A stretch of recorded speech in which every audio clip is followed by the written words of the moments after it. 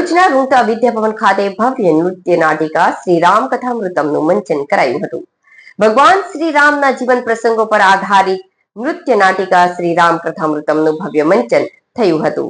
આયોજન ગુજરાત રાજ્ય સંગીત નાટક અકાદમીના તત્વાવધાન હેઠળ પૂર્ણ થયું હતું. ભરૂચની સંસ્કાર ભારતી ટ્રસ્ટ સંચાલિત રૂંગટા વિદ્યાભવન તથા રૂકમણી દેવી રૂંગટા વિદ્યાલય ખાતે અવિસ્મરણીય સાંસ્કૃતિક કાર્યક્રમનું આયોજન થયું હતું.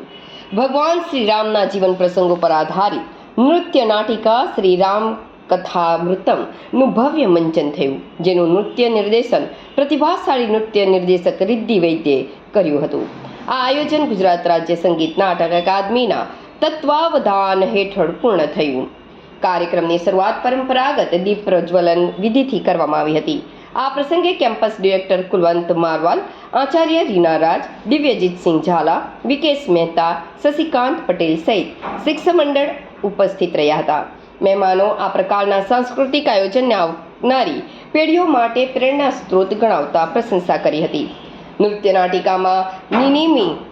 નાટિકામાં નિમિની હેરત, તિયોની વિજયકુંડ, અરણી ભક્તા, રિદ્ધિ બજાજ, હર્ષદા ચૌહાણ અને મયંક પટેલે શ્રેષ્ઠ અભિનય સાથે કળાત્મક તથા આધ્યાત્મિક ભાવનાઓનો અનોખો સંગમ રજૂ કર્યો.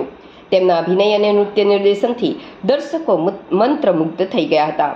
ખાસ કરીને નાટિકા ભરતનાટ્યમ નૃત્ય શૈલીમાં રજૂ થતા ભારતીય પરંપરા અને શાસ્ત્રીય કળાનું અદ્ભુત સૌંદર્ય ઝળહળતું જોવા મળ્યું.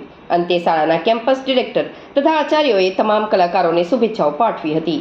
કાર્યક્રમનો મુખ્ય ઉદ્દેશ્ય રહ્યો કે આપણે સંસ્કૃતિ વારસો જાળવીએ, તેને જાળવવો અને ભવિષ્યની પેઢીને અર્પણ કરવો દરેકની જવાબદારી છે.